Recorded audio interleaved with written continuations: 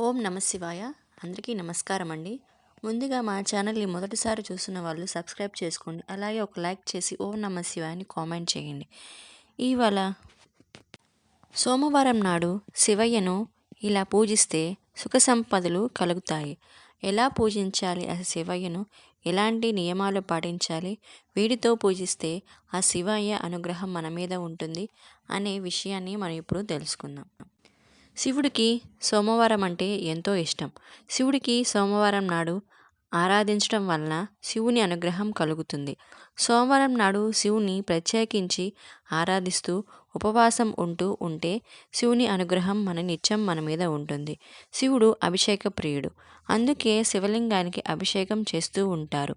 సోమవారం నాడు శివుని అనుగ్రహం కలగాలన్నా, శివుని ఆశీస్సులు లభించాలన్నా ఈ పరిహారాన్ని పాటించడం చాలా మంచిది.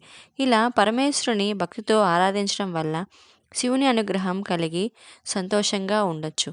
సకల పాపాలు కూడా తొలగిపోతాయి. సోమవారం నాడు శివుని ఆరాధించేటప్పుడు కొన్ని నియమాలు తప్పకుండా పాటించాలి. అవి ఏంటంటే, శివునికి బిల్వపత్రాలు అంటే చాలా ఇష్టం. బిల్వపత్రాలతో శివుని ఆరాధించడం వల్ల శివుని అనుగ్రహం మన మీద ఉంటుంది. ఐశ్వర్యం కలగాలంటే సోమవారం నాడు శివుడిని బిల్వపత్రాలతో ఆరాధించండి.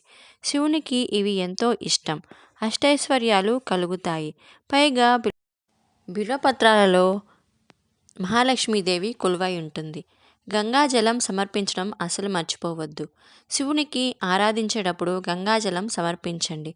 శివునికి గంగాజలం అంటే చాలా ఇష్టం.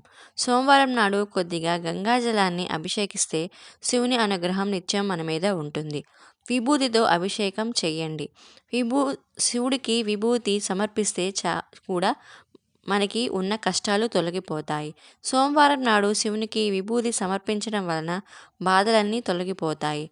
అలాగే దేవాలయంలో లేదంటే ఎక్కడైనా శివునికి సమర్పించిన విభూతిని ధరిస్తే సమస్యలు తొలగిపోతాయి. సకల ఐశ్వర్యాలు కలుగుతాయి. సత్ఫలితాలు కలగాలంటే ఆవు పేడతో చేసిన పిడకల నుంచి తయారు చేసిన విభూతిని ఉపయోగించండి. ఆవు పాలతో అభిషేకం చేయటం వల్ల కూడా మనకి శివుని అనుగ్రహం నిత్యం ఉంటుంది. సోమవారం శివుడికి ఆవు పాలతో అభిషేకం చేయటం వలన అనారోగ్య సమస్యలు తీరిపోతాయి. ఆరోగ్యంగా ఉండొచ్చు. శివునికి ప్రత్యేక ఆశీస్సులు లభిస్తాయి. సోమవారం శివుణ్ణి ఆరాధించేటప్పుడు వీటిని చదవటం మర్చిపోకండి. శివునికి భజనలు, కీర్తనలు చాలా ఇష్టం. శివునికి ఆరాధించేటప్పుడు బిల్వాష్టకం, లింగాష్టకం, శివాష్టకం చదవండి. శివుడిని ఆరాధించి వీటిని చదివితే పనిలో ఆటంకాలు తొలగిపోతాయి. ప్రతి పనిలో విజయాన్ని అందిపుచ్చుకోవచ్చు. శివునికి ఆరాధించేటప్పుడు కొన్ని పొరపాట్లు అస్సలు చేయకూడదు. అవి ఏంటంటే, సోమవారం నాడు శివుడిని ప్రత్యేకించి ఆరాధించేటప్పుడు సాత్విక ఆహారాన్ని మాత్రమే తీసుకోవాలి. నియమాలలో సోమవారం శివపూజ చేసేవారు తప్పనిసరిగా తలస్నానం చేయండి. శక్తి కొద్దీ శివునికి అర్చనలు, అభిషేకాలు చేస్తే చాలా మంచిది. ఎటువంటి చెడు ఆలోచనలు లేకుండా పరమేశ్వరుని మనస్ఫూర్తిగా ఆరాధించండి. పవిత్రమైన మనసుతో శివుణ్ణి ఆరాధిస్తే శివుని అనుగ్రహం నిత్యం మన మీద ఉంటుంది. ప్రత్యేకించి శివుడు చెప్పిన కొన్ని నియమాలు తప్పక పాటించాలి. ఆ శివుడు చెప్పిన నియమాలు ఏంటో మనం తెలుసుకుందాం. శివ పురాణాల ప్రకారం స్వయంగా పరమేశ్వరుడే కొన్ని ముఖ్యమైన నియమాలను వివరించారు. అలాంటి నియమాలను ఎవరైతే పాటిస్తారో అలాంటి వారికి ఆ పరమేశ్వరుడు వరాలను ప్రసాదిస్తాడు.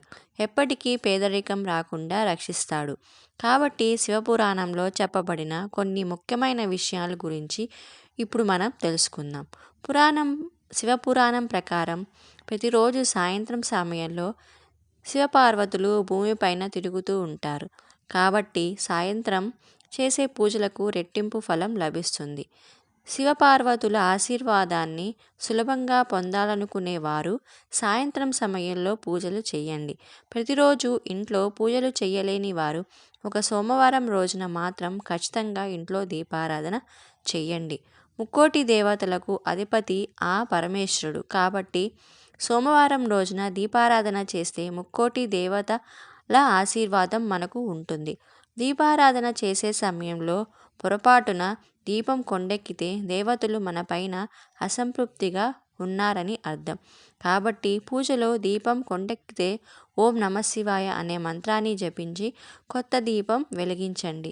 ఎలాంటి దోషం ఉండదు.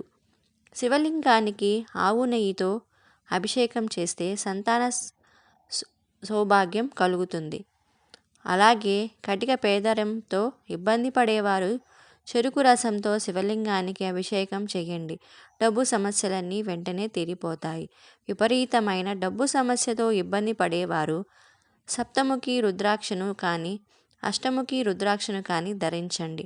మెడలో రుద్రాక్షలు ధరించేవారు మాంసాహారము, ఉల్లిపాయ, వెల్లుల్లి, మునగాకు వంటి ఆహార పదార్థాలను తినకూడదు.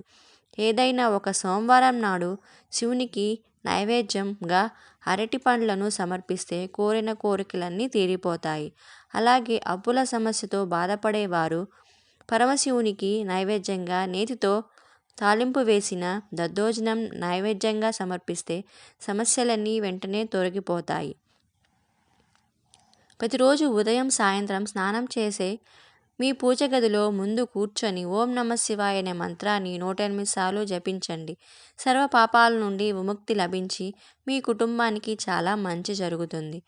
శుక్రవారం మరియు ఆదివారం రోజుల్లో కొత్త గాజులు కొంటే చాలా మంచిది. పెళ్ళైన ఆడవారు కొత్త గాజులను వేసుకుంటే మీ భర్త ఆయుష్ పెరుగుతుంది. అలాగే మంగళవారం మరియు శనివారం రోజుల్లో ఆడవారు పొరపాటున కూడా గాజులు కొనకూడదు. ఒకవేళ కొంటే మాత్రం భర్తకు కీడు జరుగుతుంది. శివాలయంలో గర్భగుడిలోకి వెళ్ళేటప్పుడు మగవారు చొక్కా ధరించకుండా శరీరం పైన ఏదో ఒకటి కప్పుకొని శివుని అభిషేకం చెయ్యాలి.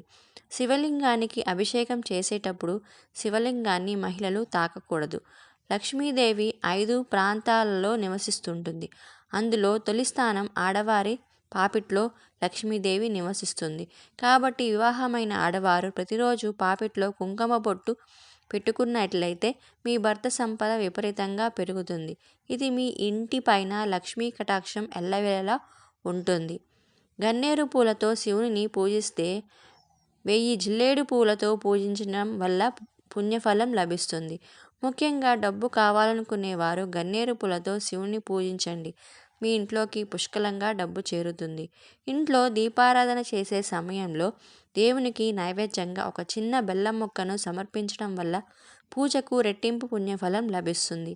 వివాహానికి అడ్డంకులు ఏర్పడుతున్నవారు ప్రతిరోజు ఒక శక్తివంతమైన మంత్రాన్ని చదవండి.